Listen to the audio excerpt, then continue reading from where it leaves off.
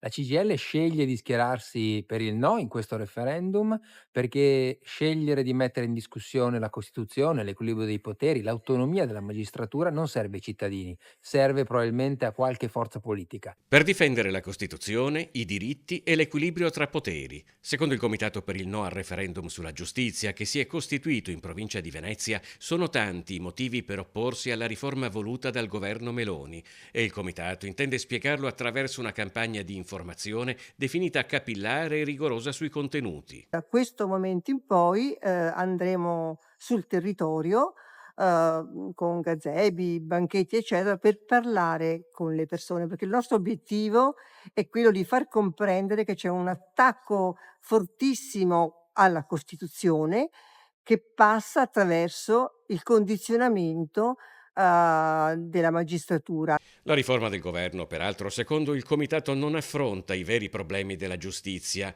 dai tempi dei processi alle carenze di organico, dall'accesso effettivo alla tutela dei diritti alle condizioni del personale e alla qualità del servizio pubblico. Ai cittadini servirebbe l'efficienza della giustizia, processi più brevi, la certezza delle pene, strumenti di sostegno, assunzioni, precari che non vengono licenziati nei nostri tribunali. Per tutte queste ragioni ci impegneremo nelle prossime settimane in una grande campagna informativa perché è fondamentale andare a votare. Questo referendum non ha il quorum e quindi deciderà chi si recherà alle urne. Secondo il Comitato per il no, il referendum, per come è impostato, rischia di produrre effetti peggiorativi sul funzionamento della giustizia e di indebolire principi di garanzia e di equilibrio previsti dalla Costituzione. Una riforma che in realtà non è una riforma della magistratura, se non nel senso di volerla mettere sotto il controllo dell'esecutivo progressivamente.